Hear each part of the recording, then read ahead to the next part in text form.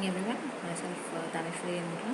As I had come across with this module 2, which was object orientation or it's object oriented modeling and design. So with respect to our last class, we have come across to know what do you mean by object orientation, then why it is important. We had come across to know some 4 characteristics with respect to object oriented approach and why object oriented approach is being taken across as compared to your any traditional approach there, because of the 4 main characteristics which in brief we have come across with our last class regarding identity. Every object is having an identity there. It can be classified, then inheritance, polymorphism. Okay, then followed up with that, let us come across today with object oriented methodology. What do you mean by object oriented methodology here? Okay, the process for object oriented development and the graphical notation for representing object oriented concepts is called out as the object oriented methodology. Object oriented methodology includes specifically some 5 steps within it or stages within it. Okay, so what are those stages? Let us come across one by one briefly. Okay, the very first stage is system conception. Okay, so what do you mean by system conception?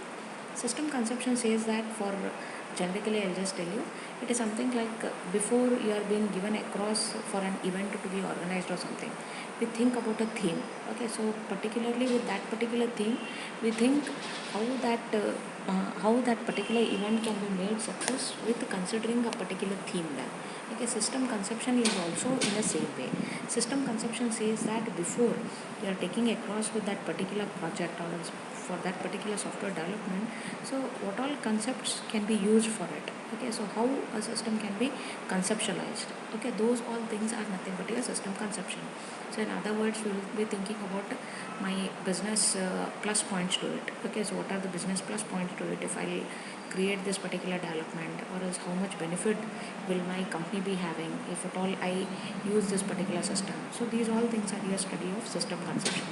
Okay, so here you can just come across what do you mean by the system conception is software development begins with the business analysis or users conceiving an application and formulating tentative requirements there. Okay, here I'll be looking across for conceiving an particular application there, that is I'll be taking that particular application for the build and I'll be looking across for tentative requirements there. Okay, I'm not very sure with the requirements, just tentatively I'll be collecting across with the requirements there. Okay, that's your very first stage.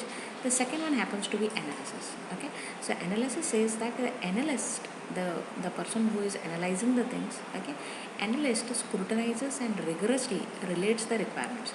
Now whatever tentative requirements have been collected here, these are analyzed and we are coming across to know that to what extent those particular requirements are required for my respective development, whatever I am doing there. Okay, so you can just go across to this statement. It says that the analyst scrutinizes and rigorously restates the requirements from the system conception by constructing models here. Okay, the analysis model is a concise, precise abstraction of what the system is desired or what the system is about to do.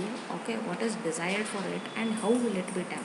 Okay, so these are all things which are being surveyed in this particular analysis as a stage there. Okay, so your analysis has subcategories into it as 2 subcategories. What are those? One is called out as a domain model and the second one is called out as an application model. Domain model is description of real world objects reflected within the system there. Okay, whereas application model is the outer worlds, that is how it is something like you can just keep these things into consideration, as application model is nothing but the user interface, whereas domain model is the real time what is happening in the back end. Okay, so those are your study in your domain model, whereas application model says how the application appears to the user. Okay, so that's your application model. Okay, so application model says that a description of parts of the application system itself that are visible to the user. Okay, so that's your application model. Okay, whereas domain model says that a description of real world objects are reflected within the system. That's your domain.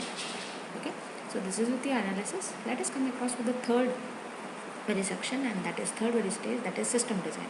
In simple way, if I want to take out an analogy for the system design, it says that it's an just an rough sketch towards the work whatever you are doing across, that is to the analyzed things or else to the concept things whatever you are coming across. So you are looking across with an architecture for the same. Okay, so that's, you can call it as a rough sketch. Okay, that's why it says the development team devise a high level strategy, the system architecture for solving the application problem. The system designer should decide what performance characteristics to optimize, choose a strategy of attacking the problem, and make a tentative resource allocation. Okay, so it is a rough sketch here overall. Okay, whereas the fourth step, that's a class design. Here, your respective UML as a language comes into consideration, where you are using across the unified modeling language so that you have a better class designs or also class approaches. You will come across with a conclusion that how many classes are required, how they are being constructed across with one another. All these things are being looked across here in your class design. Okay, the class designer adds details to the analysis model in accordance with the system design strategy. His focus is the data structures and the algorithms needed to implement each of those classes. Okay, that's your class design. Okay, so always keep in mind your class design acts as almost like a blueprint here. Okay, so this has to be very perfect. Okay, so then later comes across is your fifth stage, that is implementation, wherein implementation plays hardly a mere role. Okay, that is until and unless your all four stages are perfect, implementation does not go in a perfect way. Okay, implementation says that implementers translates the classes and relationship whatever are shown in class design using a particular programming language. Any programming language is used, what best database can be used, hardware can be used. Okay, so all those things comes across with a judgment, and it is important to follow good software engineering practice whenever you are implementing the things. Okay, so this is regarding your object oriented methodology. Okay, so with respect to this object oriented methodology, there are three models which we are discussing here. Okay, for our study. What are those? One is called out as class model, the second one is called out as state model, and the third one is called out as interaction model. Okay, class model is a one which models or else which gives an relationship across the objects in the system and relationship amongst those objects and those objects which are pertaining to the classes. Okay, so to those particular classes, how are they related? Okay, so that's your class model.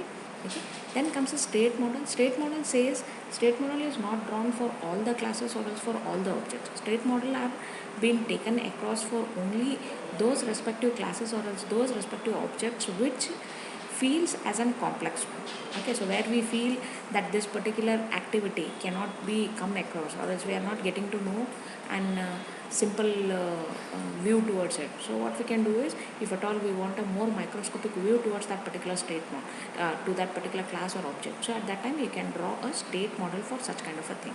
Okay, so that's your second model, where we use a straight transition diagram. We will come across with all these three diagrams in your further classes. And the last one, third one, is interaction model. Interaction model is the one wherein specially it plays a very important role in the user interface for interaction amongst the objects. This particular model is being used. That's your interaction model. Okay, so wherein this model starts with the use cases that are then elaborated with sequence and activity diagrams. Here with respect to class model, we are coming across with two diagrams. One is called as class diagram, object diagram.